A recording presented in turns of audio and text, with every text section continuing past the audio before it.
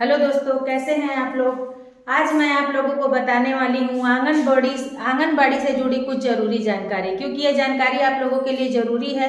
क्योंकि जब भी आप अपने आंगनबाड़ी से होकर के किसी मंथली मीटिंग में जाती हैं या फिर किसी प्रतियोगिता परीक्षा का आयोजन होता है, या फिर आप लोगों को पता है कि बहुत जल्द सेविकाओं का एग्जाम होने वाला है या सेविकाओं का सुपरवाइजर में जब प्रमोशन होगा, तो उस दौरान भी कुछ छोटी छोटी जानकारियां हम लोगों को जान लेना बहुत ज़रूरी होती हैं, क्योंकि कभी भी ये जानकारियां हम लोगों से कोई भी पूछ देता है। जैसे कि आप लोग देख रहे हैं कि अभी बहुत सारे आंगनबाड़ी केंद्रों पर जो छोटे मोटे न्यूज़ रिपोर्टर हैं या फिर कोई भी अक्सर जाता है और कुछ ना कुछ सवाल जरूर पूछता है। तो मैं चाहती हूँ कि मेरी सभी आंगनबाड़ी सेविकाएं हर एक सवाल का जवाब जानें और एक्टिव रहें, ताकि उनसे कभी भी कोई भी कुछ भी सवाल पूछे तो वो हिचकिचाए नहीं। तो चलिए आज मैं आंगनबाड़ी से जुड़ी कुछ जरूरी जानकारी आप लोगों को दे देती हूँ, तो इसलिए आप लोग वीडियो जरा भी स्किप नहीं करिएगा, ध्यान से सुनिएगा।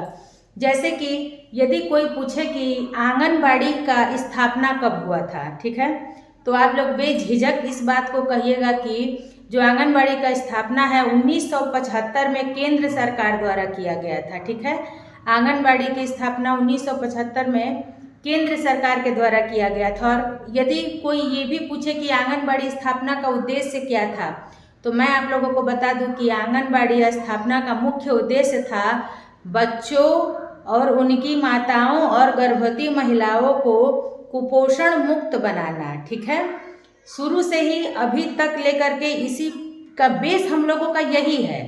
हालांकि और भी हम लोगों को बहुत सारे चीज़ में जोड़ दिया जाता है, कभी जनगणना में, कभी किसी चीज़ में, लेकिन जो मुख्य उद्देश्य था एक आंगनबाड़ी सेविका का वो यही होता है कि गर्भवती, प्रसूति और उसके बाद से 6 माह से 3 साल के बच्चों का उचित देखभाल और उन्हें पोषण परामर्श देना। जैसे कि हम लोगों का जो काम होता है THR का वितरण करना, आंगनबाड़ी केंद्र पे प्रत्येक दिन भोजन बनवाना, बच्चों को भोजन खिलाना, उसके बाद से जब टीकाकरण होता है टीकाकरण दिवस पे मौजूद रहना और सभी लाभार्थी को टीका दिलवाना, क्योंकि ये सब स्वास्थ्य है, स्वास्थ्य पोषण परामर्श के अंतर्गत आ गया। ठीक है, तो आप लोग पहले ये जान लीजिए कि आंगनबाड़ी सेविका का स्थापना कब हुआ था, तो 1975 में। ठीक है, और किसके द्वारा किया गया था, तो केंद्र सरकार के द्वारा किया गया था। अब मैं आप लोगों को इसी टॉपिक में एक और ज़रूरी बात बताऊंगी, शायद आप लोगों को नहीं पता होगा कि आंगनबाड़ी का पुराना नाम क्या है, किस नाम से इसकी स्थापना हुई थी। तो मैं आप लोगों को बता दूं कि आंगनबाड़ी का जो पुराना नाम है आंगन आश्रय है। अब आप लोग सोच रहे होंगे कि बहुत सारी सेविका, मेरे भी मन में ये ख्याल आया था कि आंगन आश्रय ही क्यों हम लोगों का नाम रखा गया था, फिर आंगनबाड़ी ही क्यों कहा गया था।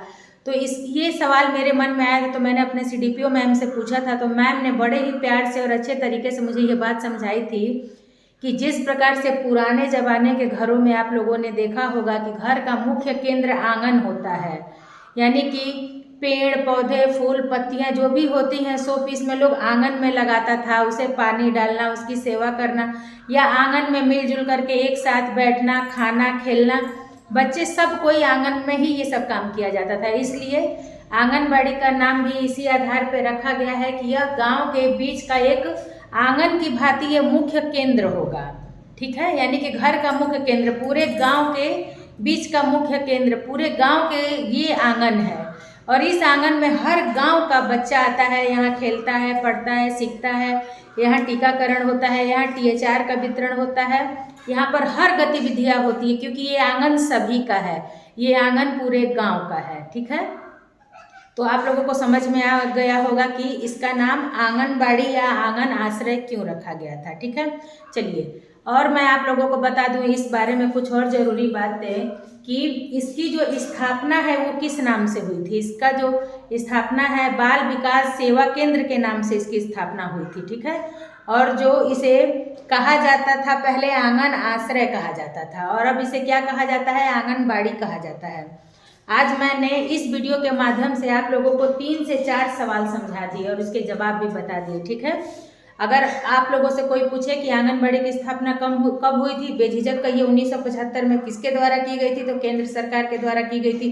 क्यों की गई थी, तो बच्चों और गर्भवती माताओं और महिलाओं को, यानी कि गर्भवती महिलाओं, बच्चों और उनकी माताओं को कुपोषण मुक्त बनाने के लिए इसकी स्थापना की गई थी। और इसका पुराना नाम से किस नाम से स्थापना की गई थी, तो आप लोग कहिएगा बाल विकास सेवा केंद्र के नाम से।